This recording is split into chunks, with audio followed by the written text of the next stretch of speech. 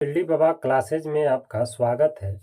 आज की क्लास में हम कक्षा 10 की मंथली एग्जामिनेशन अक्टूबर 2024 का जो साइंस विषय है उसका ऑब्जेक्टिव क्वेश्चन लेकर आए हैं, जिसे आप ध्यानपूर्वक देखिएगा, सुनिएगा और समझिएगा। अगर मेरा वीडियो आप लोगों को पसंद आए तो लाइक, शेयर और सब्सक्राइब करना बिल्कुल ना भूलिएगा। तो चलते हैं प्रश्न की ओर।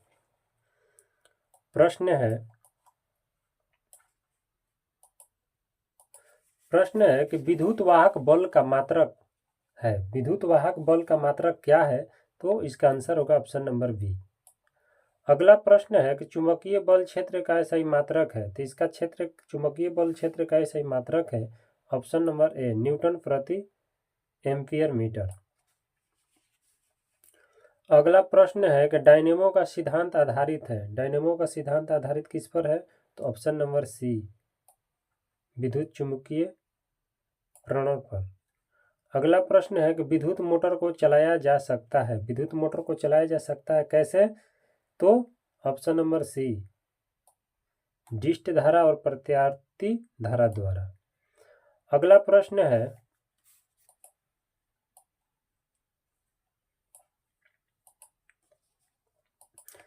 कि दाएं हाथ के अंगूठे के नियम को किसने प्रतिपादित किया? तो इसका आंसर होगा ऑप्शन नंबर ए, फ्लेमिंग।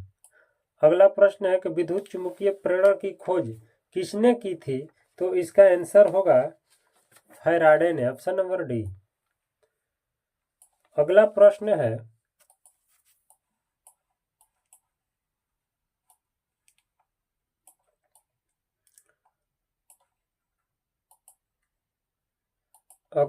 है कि विद्युत चुंबक बनाया जाता है। तो विद्युत चुंबक जो बनाया जाता है ऑप्शन नंबर सी, नरम लोहा द्वारा। अगला प्रश्न है कि विद्युत जनित परिवर्तित करता है, क्या परिवर्तित करता है? तो यांत्रिक ऊर्जा से विद्युत ऊर्जा, ऑप्शन नंबर सी, यांत्रिक ऊर्जा से विद्युत ऊर्जा, ऑप्शन नंबर सी।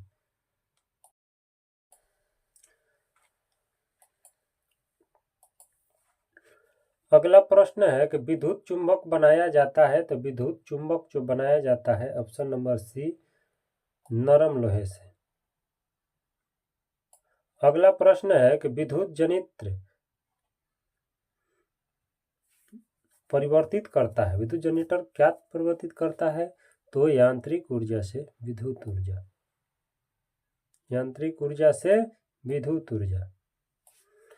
अगला प्रश्न है कि विद्युत तार सामान्य होता है, क्या होता है? सामान्य होता है तो काले रंग का।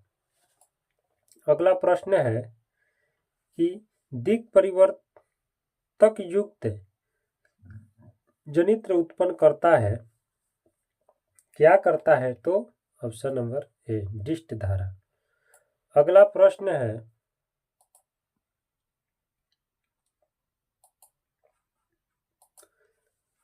कि डालडा में उपस्थित वसा अम्ल किस प्रकृति का होता है?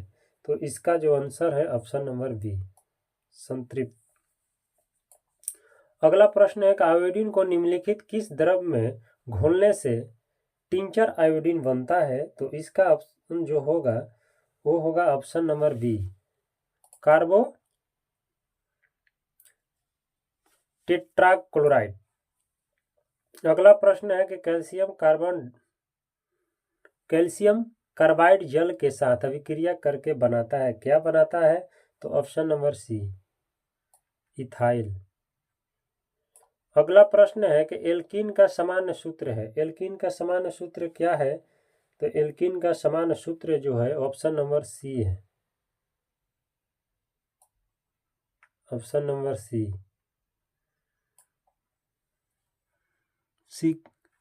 अगला प्रश्न है कि एल्केन के कार्बन परमाणुओं के बीच बंधन का प्रकार होता है, क्या होता है? तो ऑप्शन नंबर ए, एकल बंधन। अगला प्रश्न है कि इथाइल का IUPAC नाम है, क्या नाम है? तो इसका ऑप्शन नंबर ए आंसर होगा, एथीन। अगला प्रश्न है कि एल्डिहाइड श्रेणी के सदस्यों का क्रियाशील समूह है। तो क्रियाशील समूह क्या है? तो इसका आंसर होगा ऑप्शन नंबर डी। अगला प्रश्न है कि एल्काइन में 2 कार्बन परमाणुओं के बीच कितने सहसंयोजक बंधन होते हैं? तो इसका आंसर होगा ऑप्शन नंबर डी, 3। अगला प्रश्न है कि एल्कोहल में कौन सा तत्व उपस्थित नहीं होता है? तो इसका आंसर जो होगा वो होगा ऑप्शन नंबर बी, नाइट्रोजन। अगला प्रश्न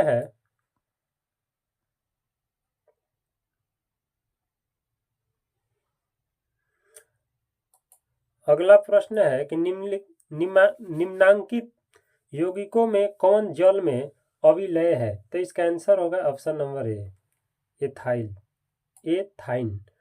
अगला प्रश्न है कि एक वन परिस्थितिक तंत्र में कितने पोषी स्तर होते हैं? तो इसका आंसर होगा ऑप्शन नंबर डी। अगला प्रश्न है कि जीवाणु कहलाते हैं, जीवाणु क्या कहलाते हैं? तो ऑप्शन नंबर सी, अपघटक कहलाते हैं। अगला प्रश्न है कि बाघ उपभोक्ता है, क्या है? बाघ उपभोक्ता है तो ऑप्शन नंबर सी, तृतीय पोषी स्तर का। अगला प्रश्न है कि ओजोन परत है, तो ओजोन परत क्या है? तो ओजोन परत लाभदायक है, ऑप्शन नंबर सी। अगला प्रश्न है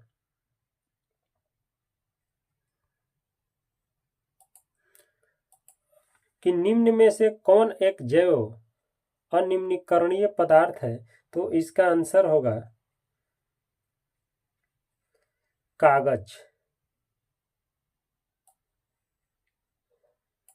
अगला प्रश्न है कि प्राथमिक उपभोक्ता कहलाते हैं, क्या कहलाते हैं? तो ऑप्शन नंबर डी, शाकाहारी।